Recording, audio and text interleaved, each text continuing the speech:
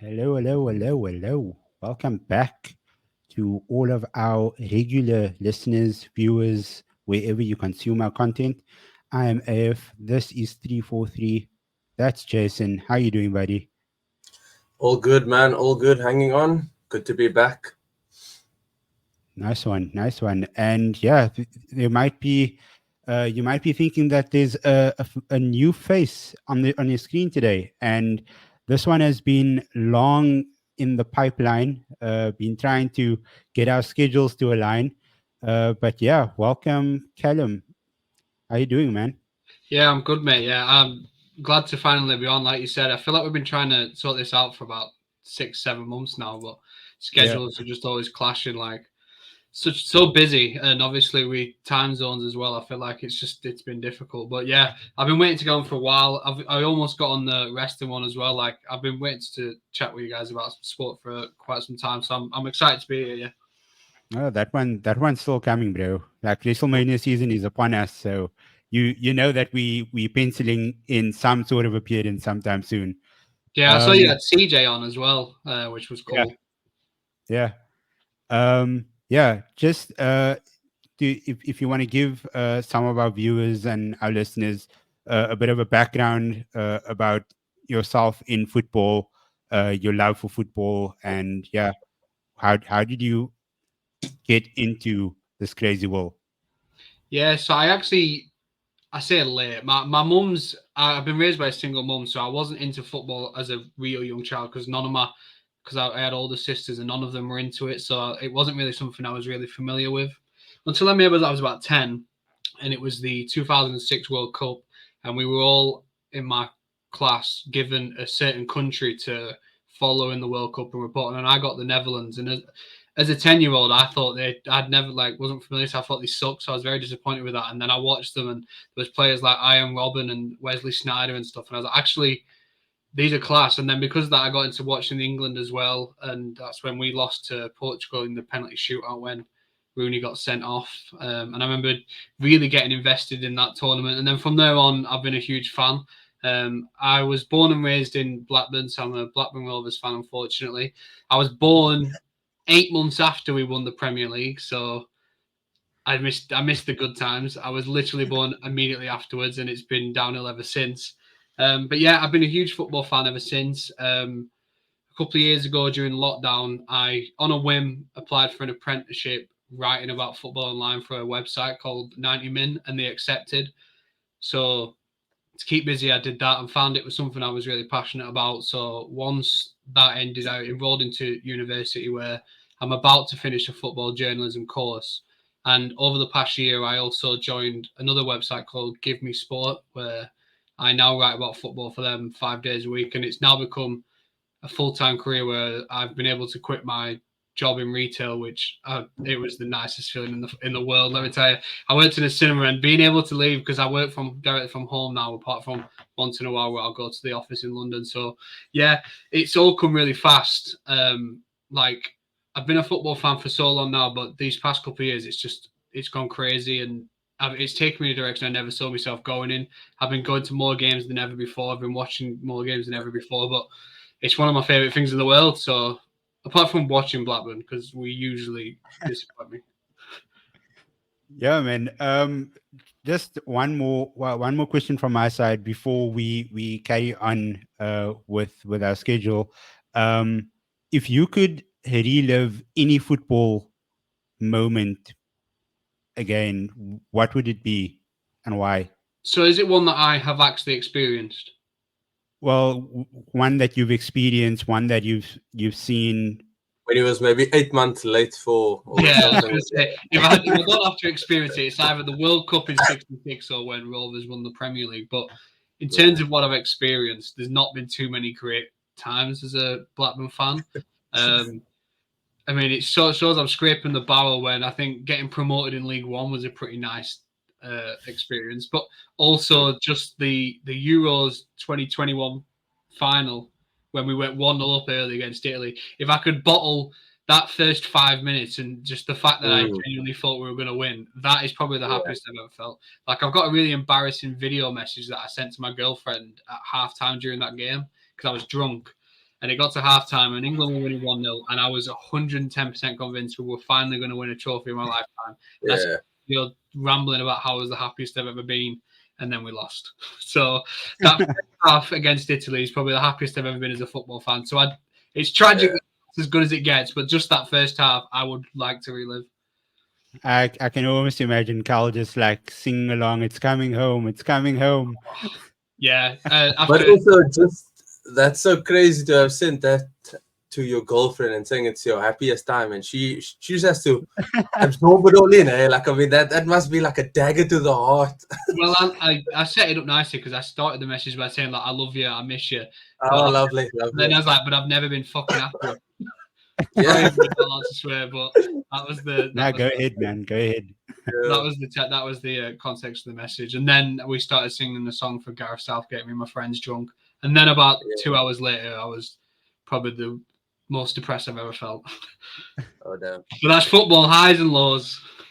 That's why we love it, man. That's why we love it. But yeah, we are going to move over to our first part of the episode, and that is a small little competition that happened this week called the FA Cup. It's probably a bit of a bitter pill for yourself, Carl, to speak about. But we'll start with that game. Just get it out of the way. Blackburn, Newcastle. I watched the match, and you guys should have wrapped that up in the first half, 100%. I don't know how you guys didn't go into halftime 3-0 up. Yeah, it's interesting because it was tough to take, especially penalties. Like, as an England fan and a Blackburn fan, I am not used to any enjoyment from penalties. I've never seen success. Like, so when it comes to penalties, I already kind of like resign my fate. Like, I know what's coming. But I feel like the overwhelming feeling from the fan base is a positive one. We're proud of what the players did because it's not been an easy season in the Championship. We are 16th right now. We're only 4 points away from relegation zone. We've just changed manager. Like, it's not been a good season. Like, January transfer window, like towards the end, it was an absolute debacle. Like, messing up forms to sign players and having people come over from the MLS and then having to send them back because we didn't register it in time. It's like we were a bit of a laughing stock. So to watch the lads come out on Tuesday and play a team that were in the Champions League and beating PSG 4-1 earlier this season and putting a performance like that, like, it's hard to feel disappointed. Like, and the way, I know I've seen this sentiment online and I share it, is that if we won, we'd have faced City. And I know, not to sound too negative, but City there's no doubt City would have then taught us a lesson. Like, they would have embarrassed us. So it's nice to go out on this sort of momentum, and it's something we can take into the rest of the season under the new manager and try use it to propel us up the table. Whereas I think if we went against City and then we lose like 5-0, all that confidence is just zapped straight out of them. So it was a great performance. I really enjoyed watching it. I was watching it with a Newcastle fan, actually. One of my best friends is a Newcastle fan, so we were watching it together, and we were both saying beforehand we thought they were going to really dominate. So seeing us perform like that, it was like a time capsule to a time when we were a top flight team over 10 years ago now, which is crazy to think. But yeah, I think the team did themselves proud, and if you're going to lose, that's the best way to do it. Like, take them as far as they can go, and then it's something the players can now be channeling into the Championship season, and hopefully we can just move away from that relegation zone. Yeah, and then Jason, from the other side, I mean, Newcastle haven't really been on the end of the best results in the last few weeks or so. What do you think has happened over there? Do you think there's been a mentality shift, or? It's interesting one for Newcastle specifically because they were riding that wave, and I mean, Carl said that they had smashed PSG early in the season, and then injuries came about very quickly, and it sort of disrupted that flow. And I think they play a brand of football that requires a lot of high energy, and I think they lost all of those energy-giving players. So you look at guys like Joelinton, you look at guys like Almiron at the stage. All of those legs in and around that midfield, the forwards alternate. So 1 week Wilson's fit, and then the next week Isak's injured, and then just vice versa, and they go like that through the whole season. I think maybe that style of football isn't sustainable for them just yet. So I think it's sort of caught up with them, and yeah, they were up there and they were punching with those heavy hitters without real investment. But I think because they're backed, they now need to make a massive investment and then see if it's going to bear fruit. And also maybe looking at Eddie Howe, maybe this is as far as he could possibly take, similar to Pochettino with like Spurs. You know, he can take them to a certain point, and then you need to get somebody who's been in that mix, who's been in that sort of competition mindset. I mean, obviously Eddie Howe's brought Bournemouth up from the Lord alone knows where, right? Non-league football even. And that's good and all, but I think Premier League is an absolute different beast. And yeah, you actually need to have somebody that's going to be prepared to instill that sort of winning mentality throughout the whole season and not just for bits and parts. Yeah, but really unfortunate. I think maybe if Adam was still playing there in that midfield, maybe it might have been a bit of a different thing. But yeah, that's also a tough one. I mean, losing probably your best midfielder this season so far, and then yeah, like you say, just not having the correct players come in and at the correct time, it must be quite a tough one. Yeah, I don't want to talk about Blackburn too much because I'm probably the only person that cares about them that'll even tune into this. But I think losing Wharton was sad, but it was also the right situation where we got a big deal for him. I think he's now the most expensive player we've ever sold, which says a lot about us. But like in the past, we've let people like Brereton Diaz, who came in and became this like superstar through his connections with Chile, and it was like an internet sensation, and he scored for fun, and then we let his contract run down and he went for free.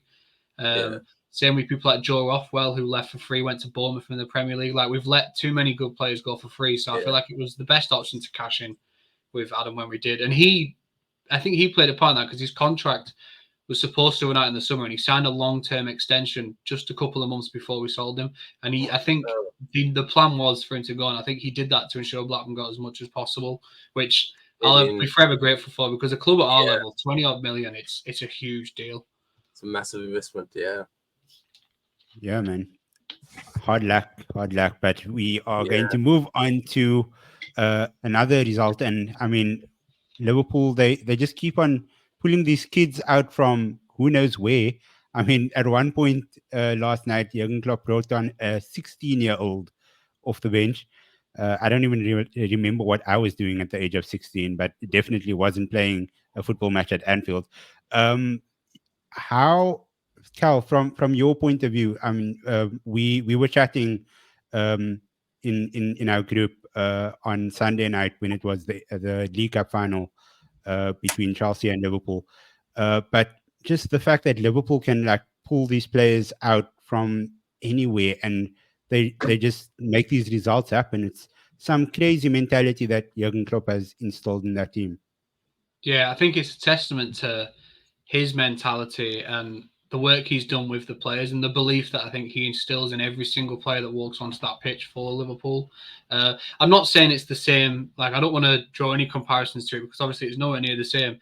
But there are hints of what Fergie was doing at United in the early 90s, bringing these young players through and making stars out of every one of them. Like, I haven't seen a Liverpool youngster come on and disappoint yet. They all give 110% every time. I don't want to give them too much credit for what they did in the final because I thought they were great, but I think that was more a damning indictment on Chelsea than it was Liverpool. Like, I think most teams should be beating a side like that, no matter how much confidence and self-belief you have. I think that was more on Chelsea, but overall, I think what Klopp's doing, and like even now, knowing the exit's coming, you would be forgiven for expecting a sort of lull, or even just like a down period, like a shadow hanging over Anfield, knowing he's going. But they seem to be getting better every week, and despite all the injuries, nothing's keeping them down, and it's the sign of genuine title contenders. I think like the three-way race now is the most exciting thing we've had in years, and I think the work Klopp's doing is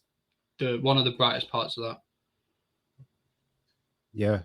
Jason, I mean, last night's result, I don't know if you caught the game at all last night, but I mean, I think it was Southampton that put out a second sitting 11 as well, because they obviously know where their priorities lie, and that's in the league as well. But I mean, even so, I mean, there were so many 17, 18, 19, 20-year-olds in that Liverpool team, and they Yeah. they look like they've been playing together all this time at the highest level. I don't think I saw any, or maybe there were probably a handful of mistakes that I've seen from a few of them, but they look so confident. They look like they were just like feeding off that energy in the stadium, feeding off the confidence that Jurgen Klopp had in them. What's your take on how that team is just going from level to level? Yeah, I don't want to give Liverpool too much credit, right? And I'm hoping that my dad sees this. Obviously, a big Liverpool fan. I don't like them. But yeah, you really have to give credit to Klopp. I think since his first day, he's instilled this belief, and it's filtered all the way down. And I think that's, like you said, Carl, it's a testament to what Klopp has been doing, and it's something that I think Liverpool have bought in. They've really backed Jurgen Klopp, and I mean that first few years there were some treacherous periods, but this vision that he's had, and he's actually leaving Liverpool in such a better state. Where you compare to Fergie, where he left and suddenly the club looks like it was a bit confused, and it's still currently in that confusion state. Klopp has just completely set up from the first team all the way down to the juniors, and you have kids coming out, and it's like the strong production line of guys that are willing to give 110%. You know, it's like Klopp is instilled in them, and there's just like little bits of him, you know, that sort of tenacity, that sort of grit. Yeah, it's crazy actually, because when you look at the players that they lost last season and you had thought, okay, there's no succession plan, they now go this season, they sign a few youngsters, some good superstars, but also got a good crop of youngsters coming through. And it's like, okay, so if Salah were to leave, we've got maybe not the same cover, but we've got a few good youngsters that will then step in. If Trent picks up a few more niggling injuries, because this is bound to happen. You've played 4 and a bit years of rock and roll football where you're playing 110 miles per hour every game. These sort of breakings and niggles and injuries will happen, but it's like they've got enough cover. If I think about Van Dijk and his injuries, you now got a guy like Kwanzaa coming in, showing similarities that are actually very scary. You have Bradley Clark playing right back, who looks shades of Connor Bradley. Sorry, Bobby Clark is the other one. They also sound the same. And then you have a 16-year-old coming off, and it's like, yeah, like you say, 16. We're in high school. We're not thinking about. I mean, he's probably also in high school, but he's living everybody's dream, getting to come on, and you see that excitement when he's standing on the line and he turns and then Klopp comes. And I mean, credit to Klopp, you know, he's such a father figure to the old guys, but he's an even bigger father figure to all the young guys. And yeah, it makes me think now, because next season, once all of the big names do start retiring, once they do start leaving to go get that cash cow contracts everywhere else, yeah, they're going to have a few youngsters that will then compete. Maybe not win anything, but give them a season or two with Premier League experience. I mean, look at Harvey Elliott now, Blackburn boy, but he's doing the bits. And I think they said that he's a youngster, but he's played like 100 Prem games. So Yeah, you'll have guys coming up at 18, 19, playing almost 80 to 100 Premier League games, and that's what you want. So yeah, credit to Liverpool. Don't quote me on that, please. I'm never going to say it again. you do know whatever stays on the internet stays here forever, right? Yeah, that's fair. Yeah, so we're going to move on from Liverpool now, because I don't think myself or Jason would enjoy speaking much more about them. I'm not going to speak about the United or City FA Cup result right now, because we'll get to that in our preview for the derby a bit later. Is But there even much to say about United? That game Yeah. stunk. The segment is I'm so going to small, probably so we're trash just going to them. combine it. Yeah, Yeah. we're going to combine it with something else. Yeah. Fill it out a bit. But another team that I'm going to trash is they reside on the blue side of London. Ready? Yeah, for it. A team Absolutely. called Yeah. Chelsea. As Gary Neville said, the £1 billion bottle jobs. I The think blue that's £1 billion bottle jobs. yeah, 100%. And I mean, last night was it? It was last night. Yeah. Yeah. Look. That Leeds United team is probably worth about a third of Chelsea's entire squad. and I think I'm giving it too much credit even over there. Yeah. But the fact that Leeds pushed them right until the very end, I think it was Conor Gallagher's winner right at the end, 92nd minute. But they keep on making hard work out of all these games that they should be finishing off. And I just don't think they have a proper idea. Early on in the season, I thought, okay, Pochettino needs time to try and get the squad to blend because there's so many different there's egos, and you need time to just manage this team into a sort of a cohesive unit. But the more I watch them play, the more I think that I just don't think that this is going to work out for Poch at all. I think he's losing the team more and more every game. And I mean, last night's game, I didn't actually catch the game live because I was watching the United game, putting myself through that unbearable moments. But I watched the extended highlights this morning, and Leeds United looked pretty good for Yeah. from what I saw. And yeah, I think that they were unlucky to lose that game last night. Um, Chelsea started off that second half absolutely poor.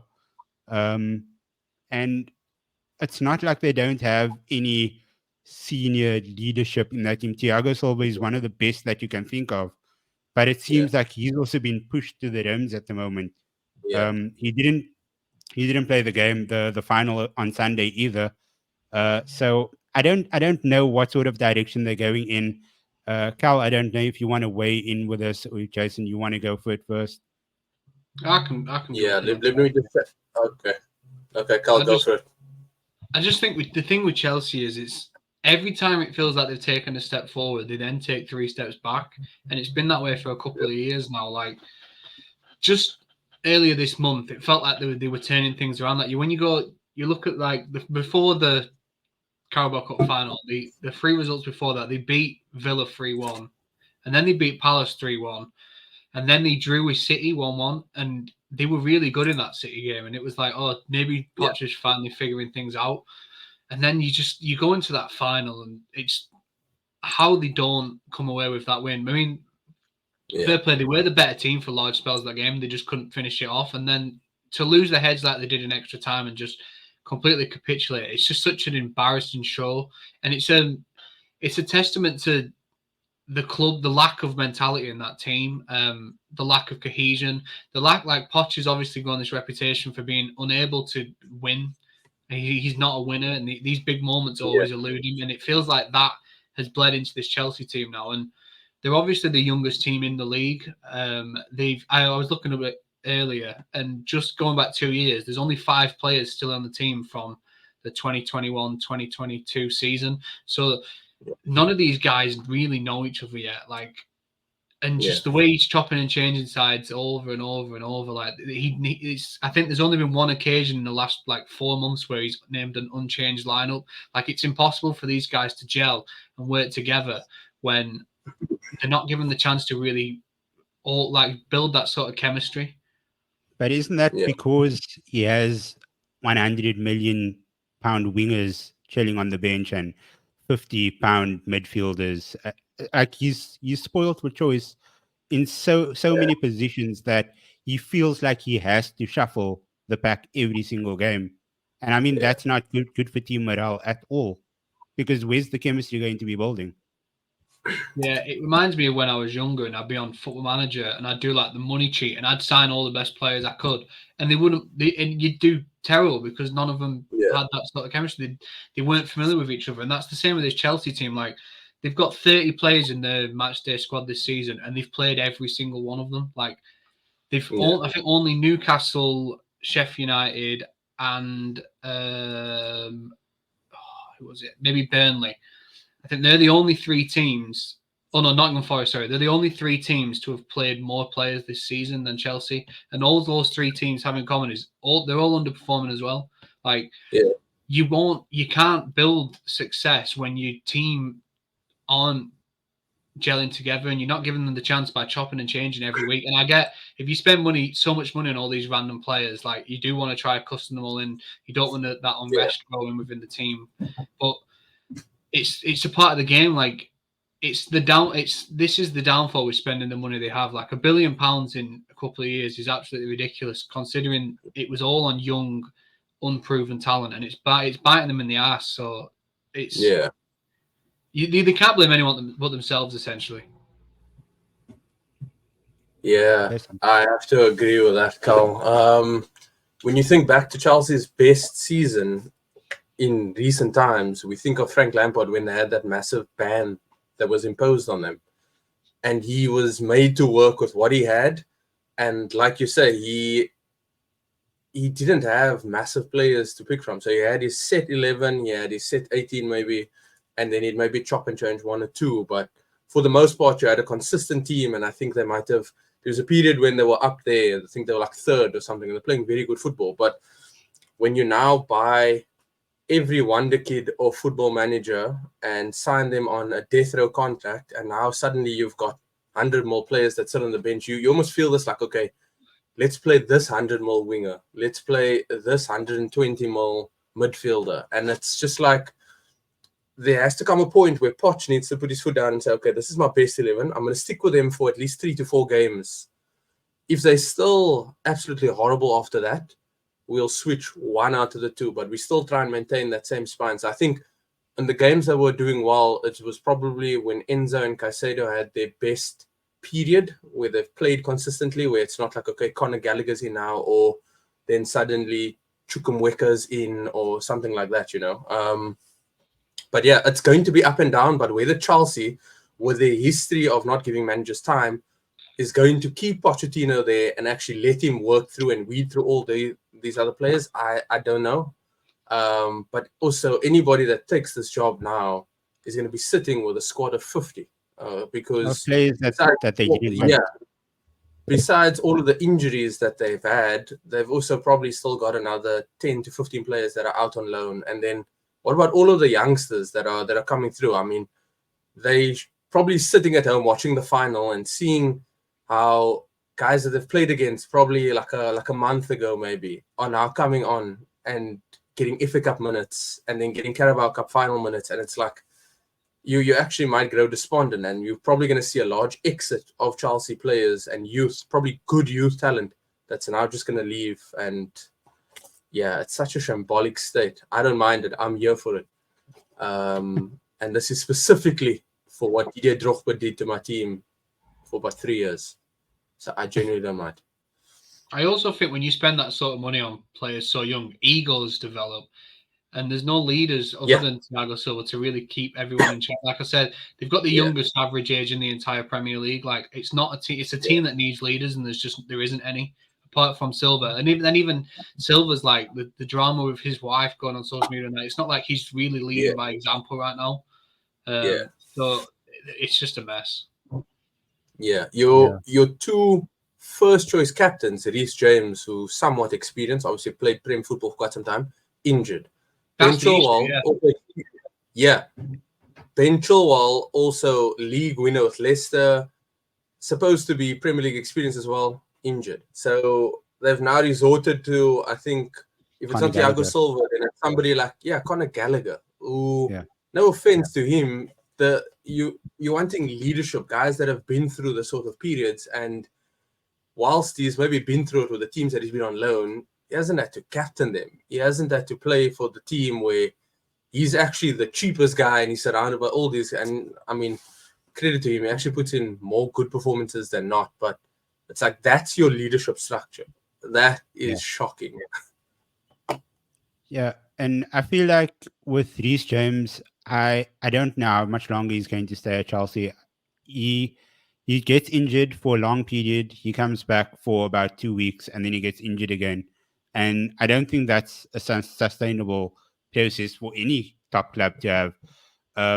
So I feel like at the end of the season, Chelsea might even look at Reece James as somebody that they would end up moving on, because as you mentioned, now if you're looking for a captain for that leadership for your team, you need somebody to be there for the entire season. You need somebody to take the reins and just like show the team some sort of direction for the entire season.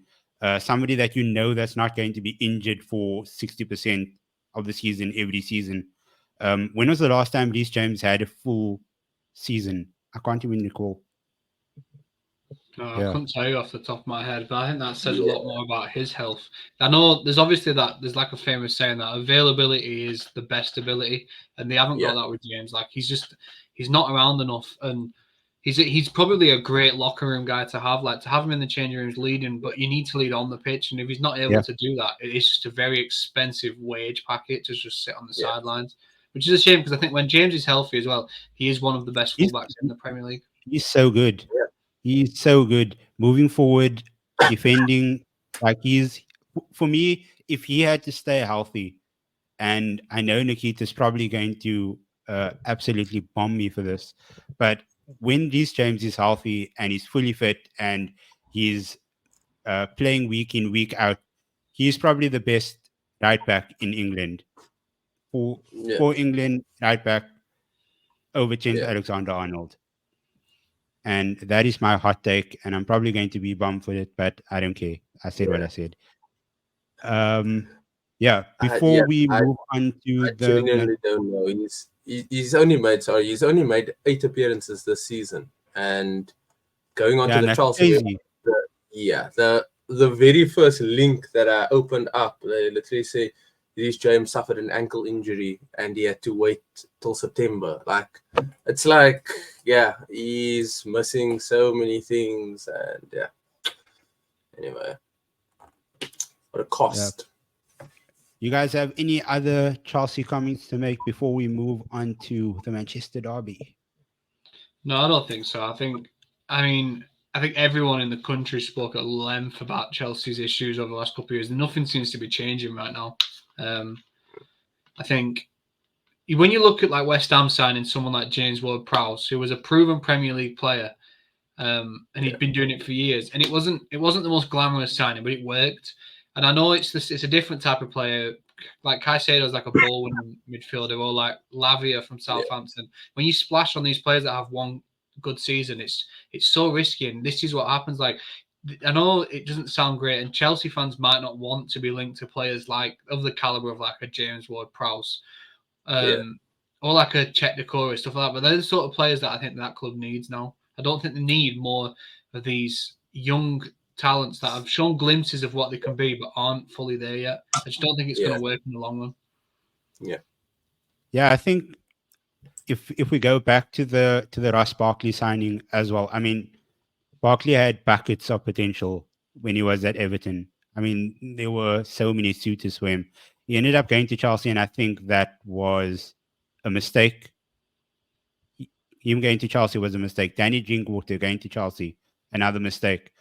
Um, because of the way that Chelsea is run, the football club is run, they, as you mentioned, Carl, it's not they're not normally after the glamorous signings. They actually they are after the glamorous signings, and these players aren't really the glamorous ones.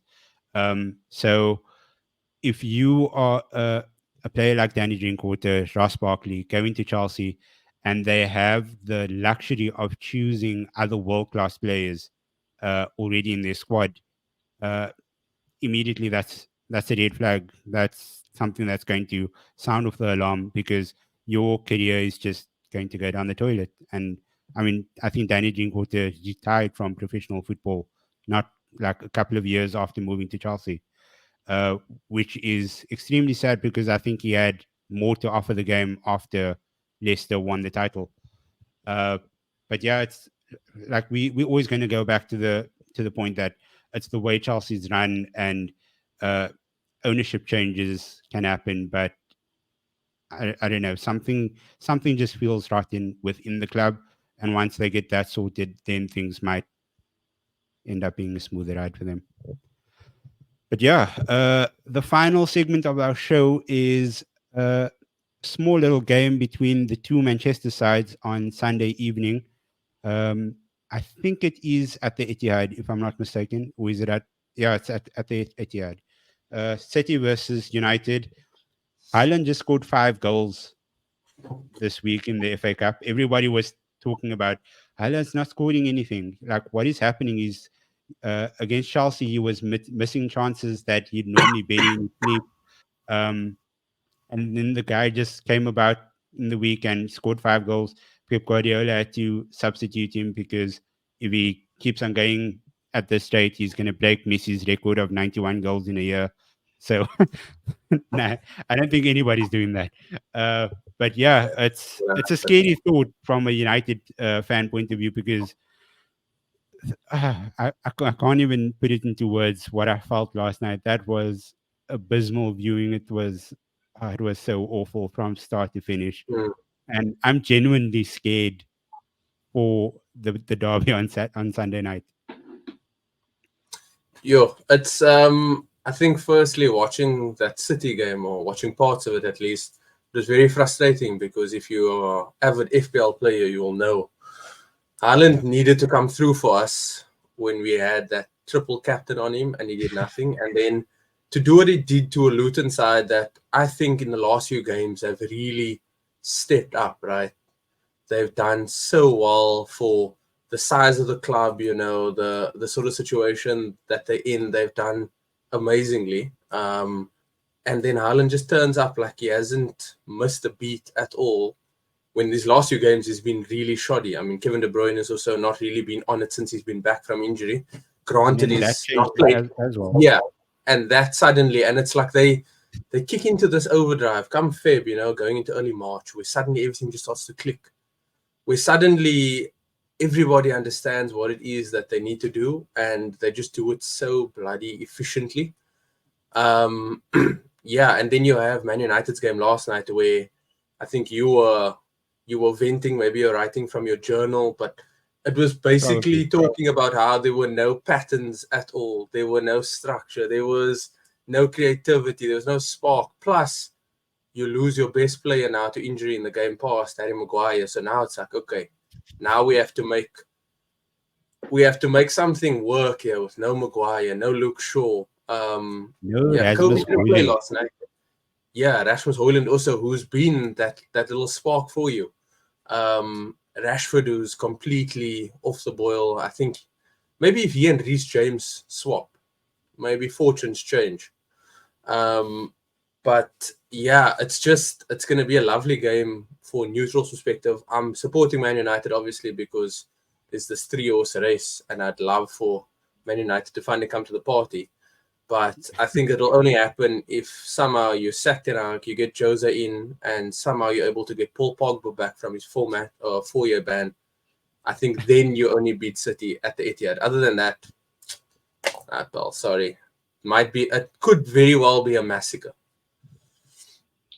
Yeah, I think I watched the United Forest game myself because I was writing a match report on it for Give Me Sport, and I said to one of the guys there that I didn't even start writing it until about the 60th minute because it took me about 3 minutes to write what had happened in the first hour. Like, there was just nothing going on in that game. And I think with United, the FA Cup's the only shot of silverware now. And I expected them to come out in that game with like a fire under the belly, knowing that this is it. This is the only chance of silverware. It's the only chance of success. They need to give it their all. And I expected that motivation. It just wasn't there. Just not at all. And I actually thought the first half was just it was all a bit of nothing. And then for the majority of the second half, I thought Forest were actually the better team, and they were deeply unlucky to lose in the manner in which they did. But I think aside, obviously you lost in the league to Fulham last time, like that last minute Alex Iwobi goal, but that's the only loss still in 2024 for United. They're not playing great, but they are getting results, which is a promising sign, I think.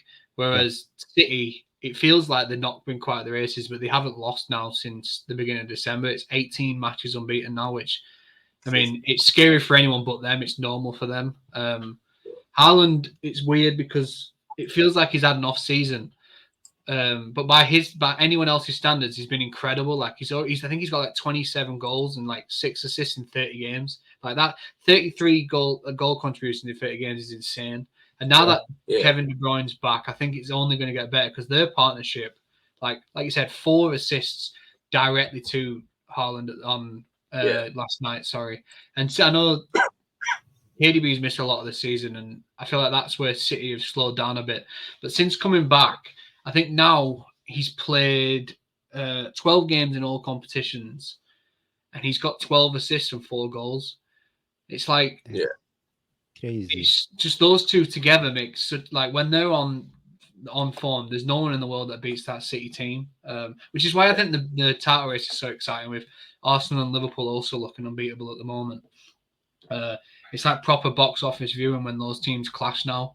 But with the Manchester derby, you never really know. I certainly favour City, but I think United haven't been as bad in 2024 as some people might think. Like they are getting results. Even like last night's a fine example. You were pretty poor, but you got the goal that mattered. Like you got through despite performance, and I think that is the sign of a team that can win. And I think if it's a team challenging for the title, they do that. You call them like it's the sign of a winner, like it's a sign of a genuine title contender. And obviously United aren't there, but they are getting results despite the poor form. You've been doing it all year. Look at the Wolves game, the very first game of the season you were playing. You got to win then. Like there's sometimes it all falls apart, but for the most part this season, despite United's poor form, they have picked up points.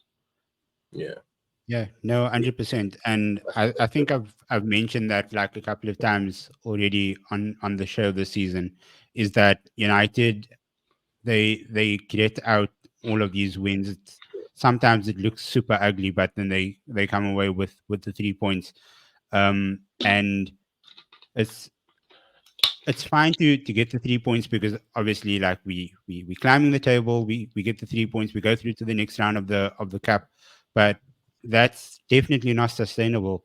And there are so many times during the games everybody can see which substitutes need to happen, and then Eric Ten Hag would make the sub at like 80 or 82nd minute or something like that. I mean, Anthony, he shouldn't be on the field for as long as he does every single time.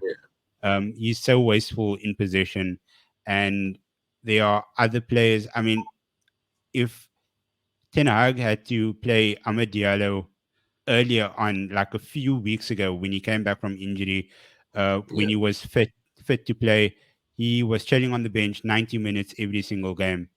And off the season that he had with Sunderland last season, he was flying for them. The dude was in great form, and it just seems like he's lost all that momentum now.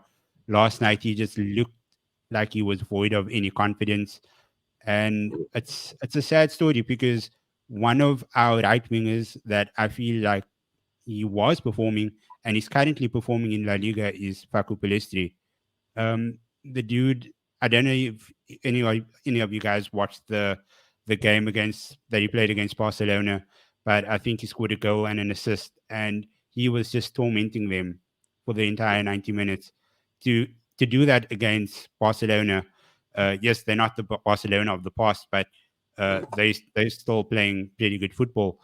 To do that in La Liga against a team like that, but not get the scope in the Premier League for Manchester United is, I mean, it says a lot about Eric Ten Hag, and people have said this so many times. He has favorites in the team, and he refuses to drop those favorites. And it took a very long time for him to get to that point with Anthony. But yeah, I don't know.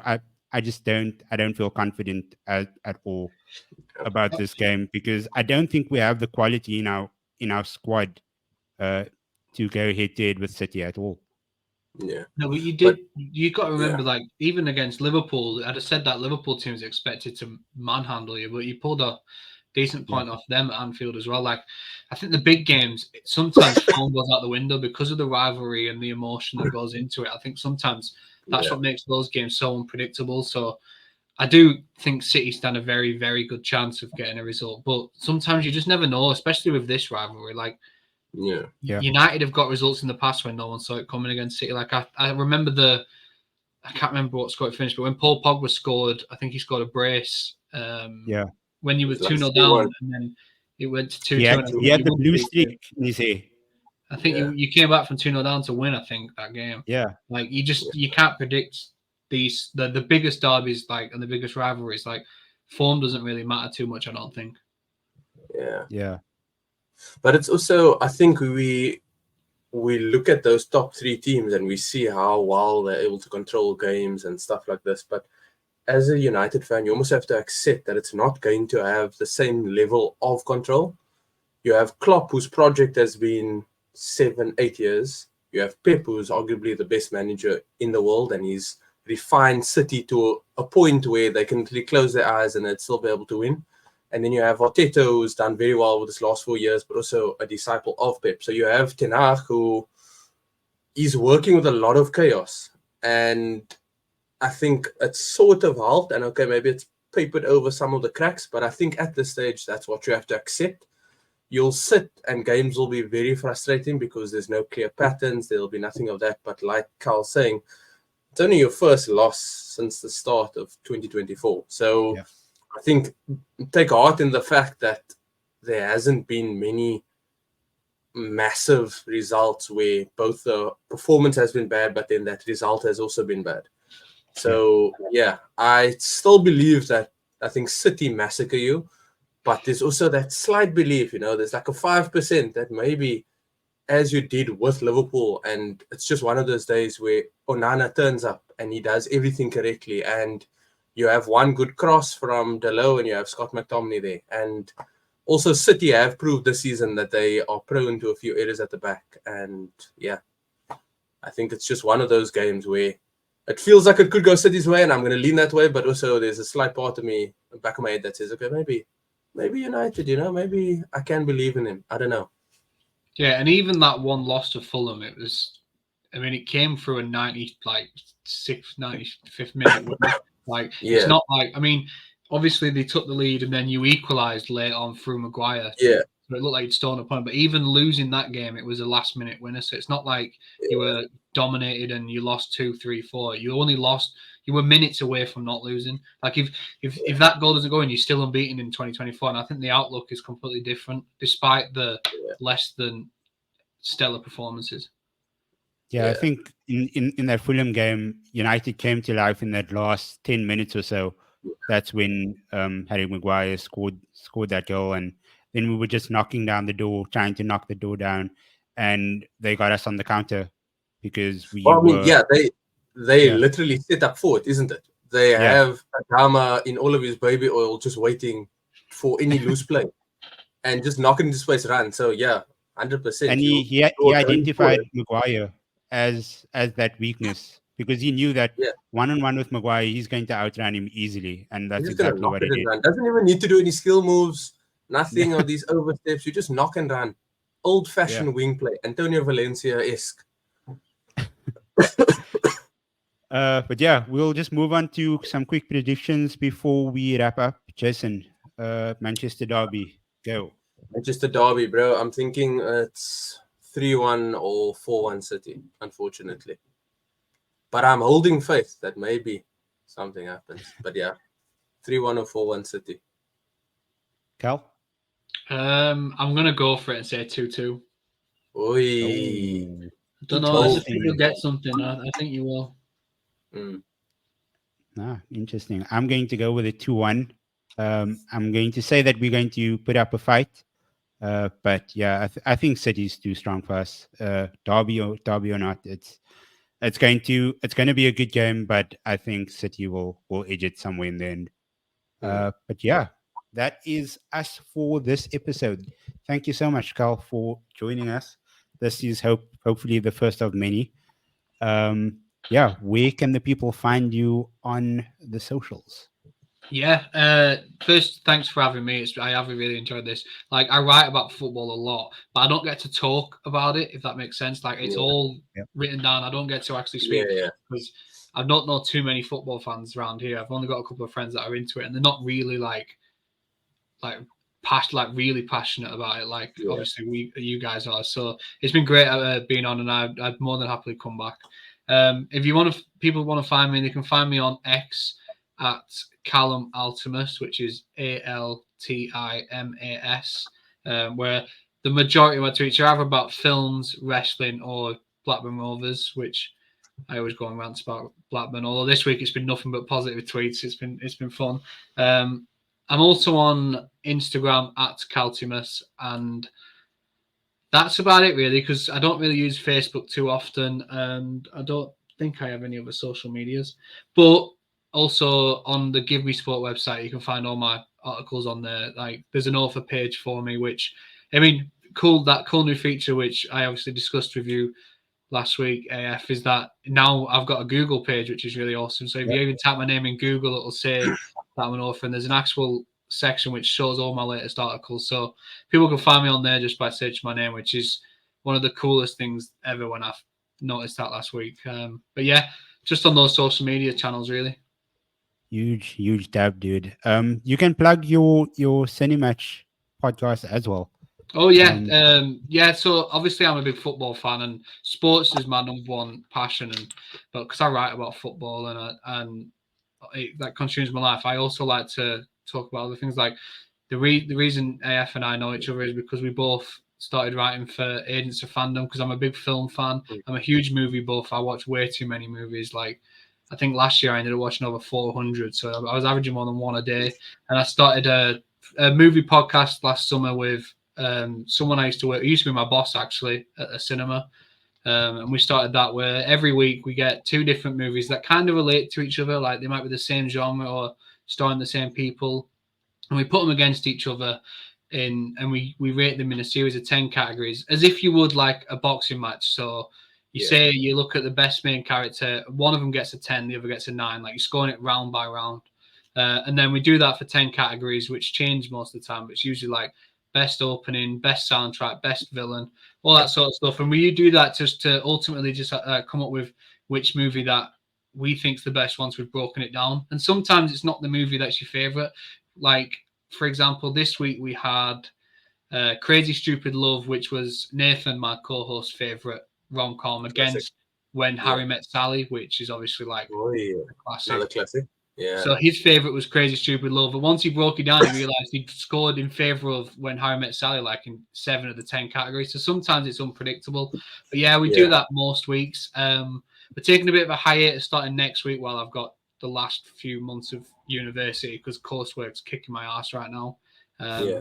And I can't dedicate the time to like watch 2 different movies every week and then 2 hours recording and editing. So like it's 6 hours a week, which I should be using on coursework. So we're taking a couple months break, but we're going to be back once I'm done. But that's on YouTube at the Cinematch Podcast and on Instagram and Facebook at Cinematch Podcast as well. nice one, Jason. Where can the people find you? Yes, I'm at Jason_Ronnie. Tweeting a bit about football. I enjoy movies. I don't claim to be as good at it as any of these guys. I do watch, but Carl, I'm definitely following you. Myself and my girlfriend are always looking for movies, so definitely going to look at those ones. I mean, Crazy Stupid Love for me is top 10, but When Harry Met Sally is also really good. So definitely getting a subscribe from me. But yeah, Instagram Jason_Ronnie, and I'm on Threads. Yeah, trying to stay young, trying to stay relevant, and then TikTok as well. Yeah, at Jason. I think it's _Ronnie as well. I genuinely don't know, but yeah, that's me. Yeah, I'm at AFBarker642 on all socials, and then we are at Sportycast everywhere: X, TikTok, Twitter, Instagram, Threads. Yeah, you name it. We are at Sportycast. Give us a like, give us a follow. Tell your mom, tell your mom's dog, tell everybody. Tell them to subscribe. We normally ramble on about pretty interesting football takes, but yeah, it would be much appreciated from all of us if you give us a follow. Yeah, thanks, Cal, again for pulling through. Jason, always a pleasure. I'm a 4343. Peace.